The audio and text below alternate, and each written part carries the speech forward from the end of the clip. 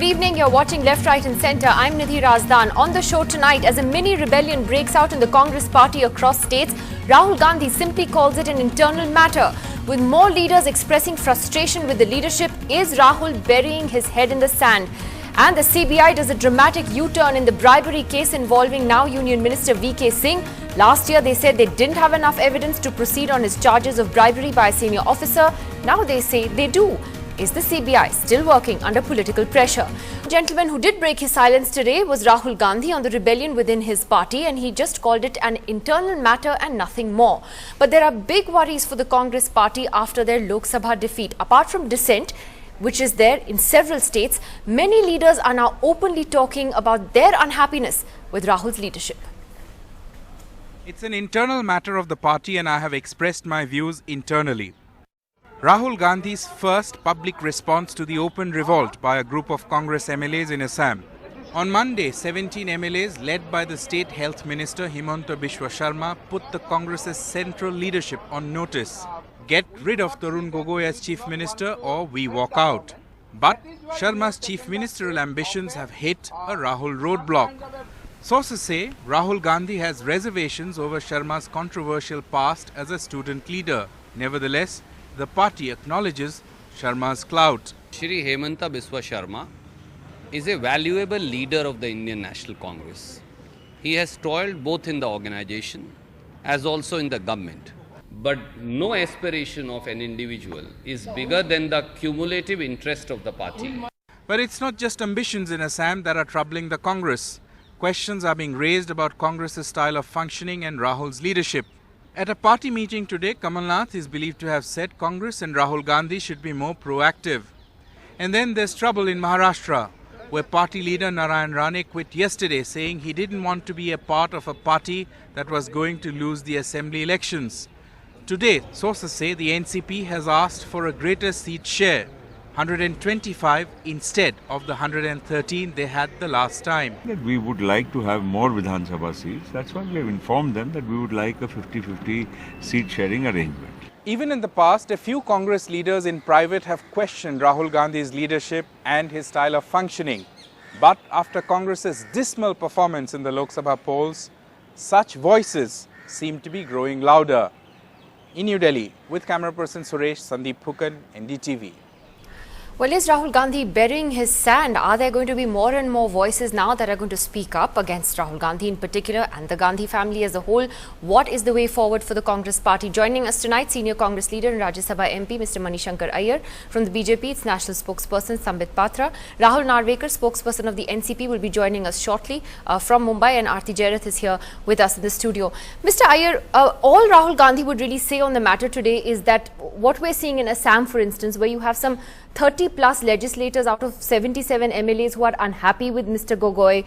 He's called that an internal matter. You've had individual leaders of the party who've also been speaking out ever since the election debacle. Someone has called him directionless, someone called him a joker, another one said he did experiments with the Youth Congress and then destroyed it. Is there a worry, or would you say that there is certainly a section of opinion within the party that isn't entirely happy with Rahul's leadership? You know, after a party suffers as severe a defeat as we did in the last Lok Sabha elections, it is inevitable that as part of the introspection process, some will wonder whether the fault really lies right at the top of the heap or whether there are many other factors responsible for the condition in which we are in. Now, the two examples that have been cited by your reporter a few minutes ago are of two well-known dissidents who have been dissidents from since long before.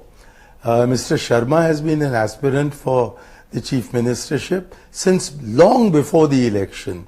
And irrespective of what the outcome of the election was, his personal ambition drives him towards asking to be Gogoi's replacement.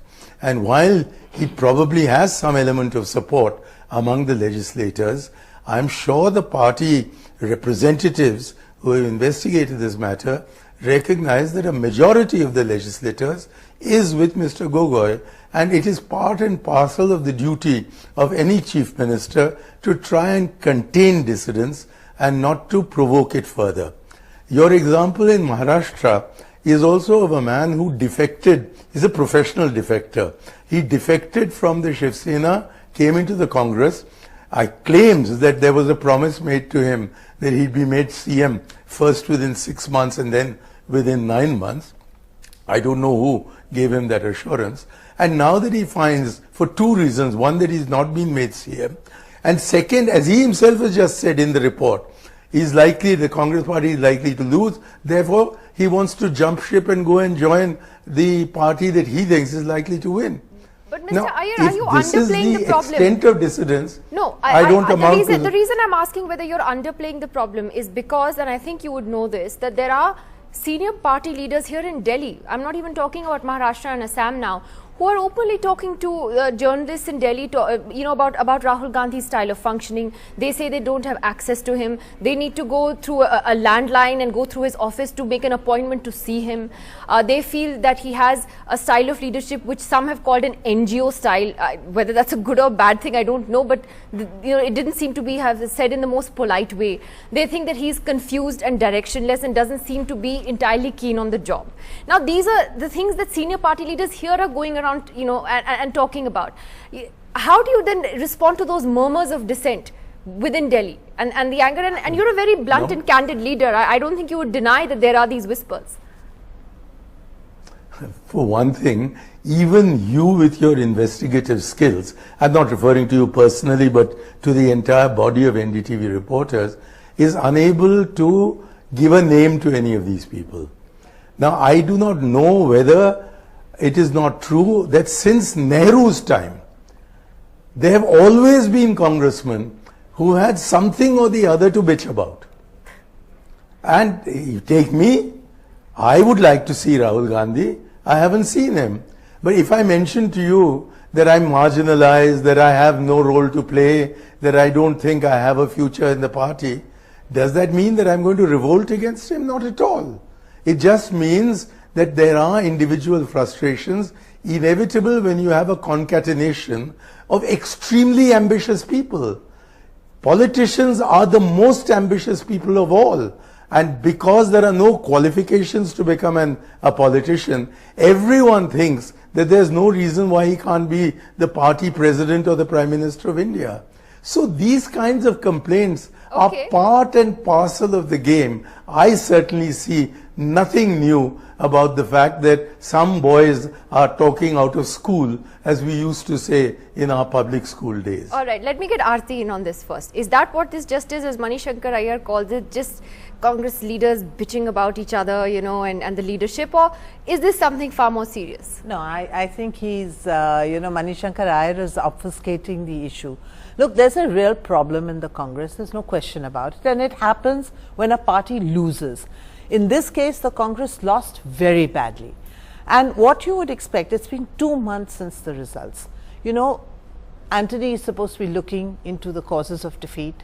There's been the report, as he has for many years. As he has many times before. We don't know whether the report has been submitted to Sonia Gandhi or not.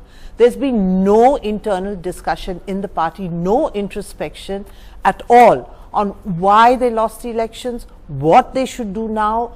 There's been no attempt to chart the way, the road ahead, some kind of a roadmap. We've been hearing about a reshuffle in the AICC and the CWC. That hasn't happened yet. It's been 2 months again. And you've got these important assembly elections coming up, which I think the Congress knows it's going to lose.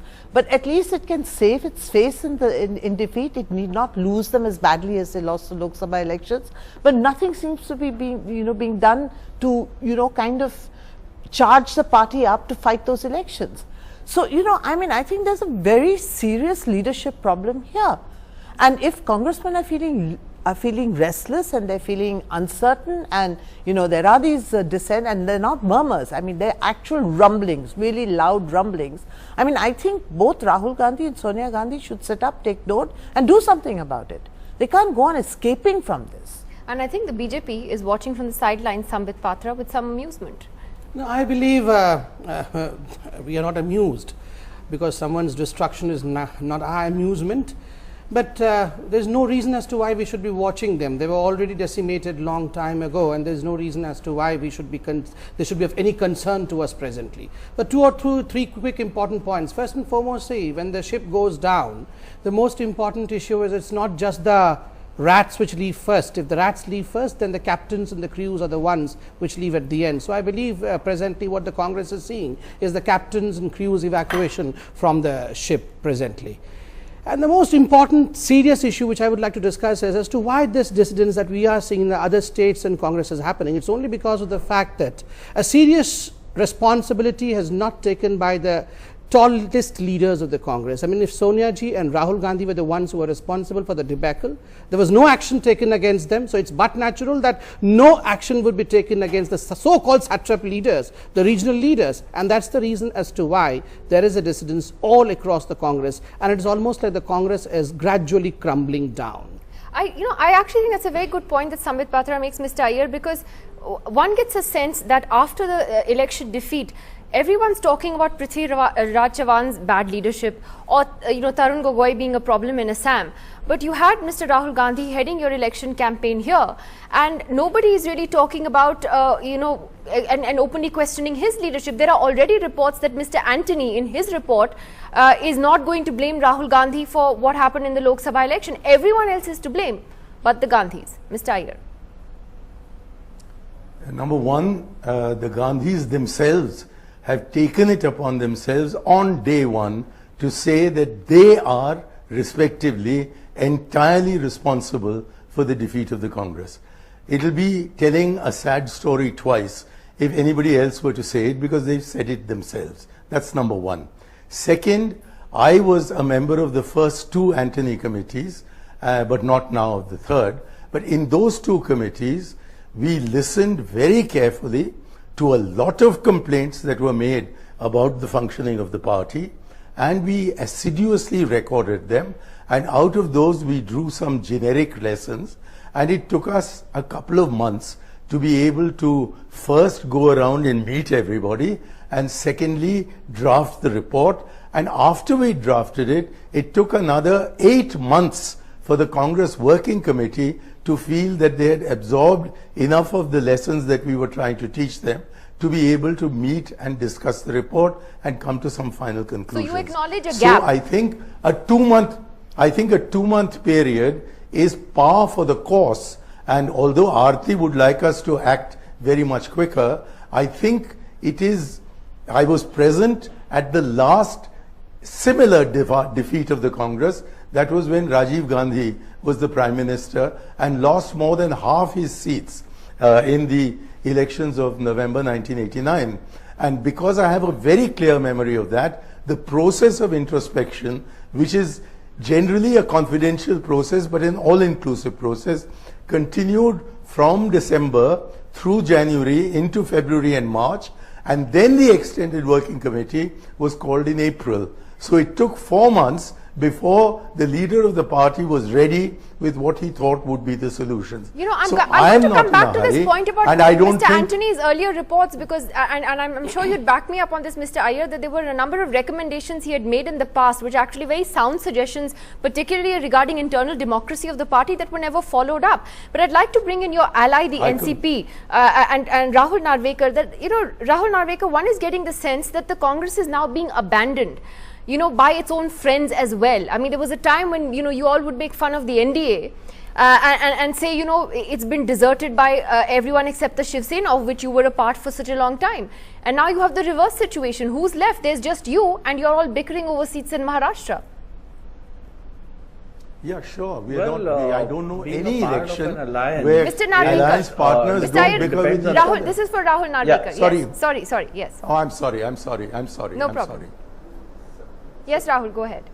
Yeah, the decision of being part of an alliance is the decision of every individual party, and there is no reason to worry if we have seen situations where the NDA just had 4 parties before they formed the government in '99. When they formed the government, they had 24 allies, and similar is the situation even today.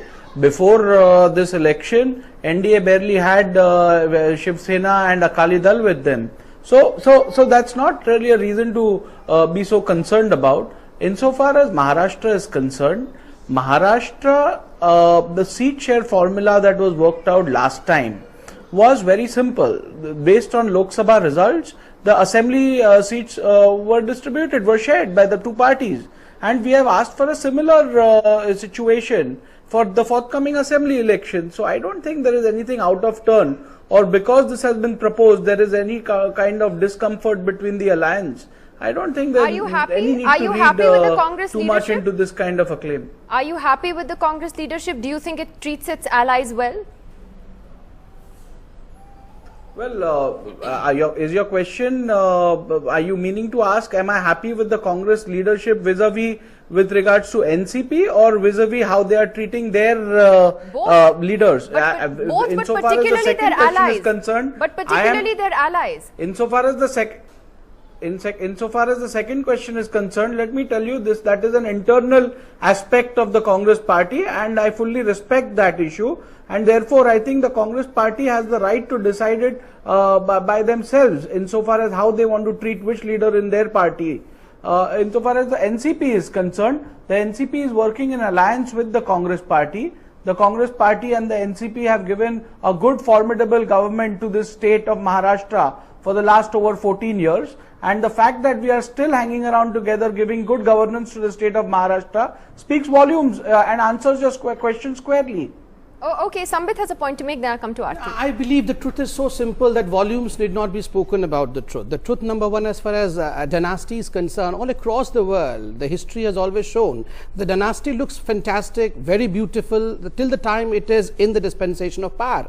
But the moment it crumbles down, it comes down, it's in seconds that it finishes itself. And we have seen it across the world, and probably, I mean, I do not wish any bad to anyone, but probably I believe that due to lackluster leadership, the crumbling of the dynasty in the Congress, and Congress as such is happening, and we are witnessing that. Secondly, and most important, are you saying that about the Akali Dal also? No, which is also a dynasty? See, remember this thing, dynasty anywhere, I'm talking in general.